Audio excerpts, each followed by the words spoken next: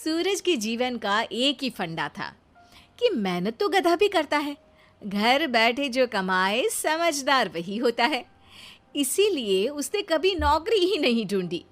इस बात से हालांकि उसकी पत्नी शिखा बिल्कुल भी अग्री नहीं करती थी, पर फिर भी सूरज को समझाना बेकार था। टीवी में कैसे बनोगे करोड़पति का ऐड देखकर उसे लगा कि बस अब तो घर बैठे ही वो करोड़पति बन सकता है, और उसके पीछे उसने अपने सारे सोर्सेस एक्टिव कर दिए। 2 हफ्ते में उसके कलीग के साले के पड़ोसी के बेटे का सोर्स निकलता है जो कि उसे शो में पहुंचा सकता है, और सूरज उससे मिलने चला जाता है। अच्छा, तो हमें मुकेश जी बता रहे थे कि आप हमें शो में पहुंचा सकते हैं। हाँ, उसमें कोई तकलीफ नहीं है। मैं कल अगर कोशिश करूँ तो इसी महीने में आपका नंबर आ जाएगा। अरे ये तो बहुत बढ़िया हो गया। अच्छा, वो सिलेबस और क्वेश्चन पेपर का कोई जुगाड़ है क्या? हैं? उसका तो कोई जुगाड़ नहीं है। तो वो वाकई में कुछ भी पूछ सकते हैं? हाँ, वो तो बच्चन जी पर है, जो पढ़ते हैं वो पूछ लेते हैं। पहली कोशिश फेल होने पर अब सूरज के सामने एक बहुत बड़ा सवाल था कि आखिर जवाब कहाँ से लाए। तब शिखा ने एक सजेशन दिया, क्यों ना सूरज अपने चचेरे भाई सुमित से मदद मांगे, जो कि यूपीएससी की तैयारी कर रहा था। हालांकि इतनी मेहनत करना सूरज को समझ में नहीं आता था, पर कोई और रास्ता ना मिलने पर वो आखिर सुमित से बात करता है। अरे सुमित, हमारा कैसे बनोगे करोड़पति के लिए सिलेक्शन होने वाला है। तुम हमें थोड़े चिट बनाने में मदद करोगे क्या? अरे भैया, चिट बनाए तो सालों हो गए, उसमें हमारा एक्सपर्टीज नहीं है, बल्कि आप बोलो तो हम आपकी पढ़ने में जरूर मदद कर सकते हैं। हट, कैसी अनाप शराब बातें कर रहा है तू। सूरज ने सुमित को मना तो कर दिया था, पर तैयारी करने के सिवाय कोई चारा उसे दिख भी नहीं रहा था। खासकर जब 12 के पेपर लीक करने के एक्सपर्ट शुक्ला जो भी हाथ जोड़ लेते हैं। आखिर सूरज को सुमित के पास जाना ही पड़ा, और उसने सुमित और शिखा से वादा किया कि वो बहुत मेहनत करेगा।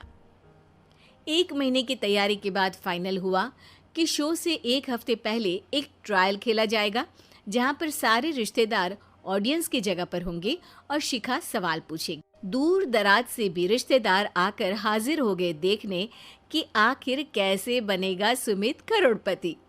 सब कुछ सेट था, और इतने में सूरज आकर अपना स्पीच देता है। ये 1 महीना मेरे लिए आसान नहीं था, पर अपने भाई सुमित और अपनी पत्नी शिखा की मदद से मैं इतनी दूर पहुंच पाया हूँ। मेरे मम्मी पापा के आशीर्वाद ने भी बहुत साथ दिया है मेरा। मैं उम्मीद करता हूँ कि आज के शो में आप लोगों को बहुत मजा आएगा। साक्षी पहला सवाल पूछती है और पूरे कमरे में सन्नाटा छा जाता है। इंडिया में कितने स्टेट्स हैं? 3, सॉलिड, लिक्विड और गैस। अरे रुकिए, तो ऑप्शंस तो देने दीजिए। इतने में 5वीं कक्षा का चिंटू बोल उठता है। अरे क्या मामा, आप तो पहले सवाल पर ही आउट हो गए। अरे बेटा, पहला सवाल तो ट्रायल होता है ना। अरे तुम अब देखना। देखने जैसी बात तो थी ही। सूरज को इतना शांत किसी ने नहीं देखा था। कभी कभी तो लगता था मानो सूरज आंख खोलकर ही सो गया हो। मामा जल्दी करो प्लीज, कल सुबह पनवेल भी तो निकलना है। अरे हट, कंसंट्रेट करने दे मुझे। 3 सवाल में 3 लाइफलाइन खत्म हो चुकी थी, और अब चौथे सवाल पर भी सूरज का मौन नहीं टूटा। पर सूरज अभी भी हार मानने को तैयार नहीं था। उधर हर कोई सूरज को छोड़ सुमित को देख रहे थे। आखिर सुमित ने ही तो पढ़ाया था सूरज को। गजब बेइज्जती है यार। अरे बेटा, तो बाप का, दादा का, भाई का, सबका नाम बुड़वाएगा। अरे 3 लाइफलाइन ले ली तो भी तेरा कुछ नहीं होना है। अरे कोई इतनी बात करता है क्या शो पर? अरे बेटा, शो पर तेरे जैसे भी तो नहीं आते ना। सूरज की ये जंग आखिर 1 घंटे बाद 5वें सवाल पर खत्म हो गई, जब उसने इंडिया के नेशनल बर्ड का नाम कहा, कौवा। अरे बेटा, मजा तो बहुत आया, बस थोड़ा टाइम पर खत्म होता तो आनंद भी आ जाता।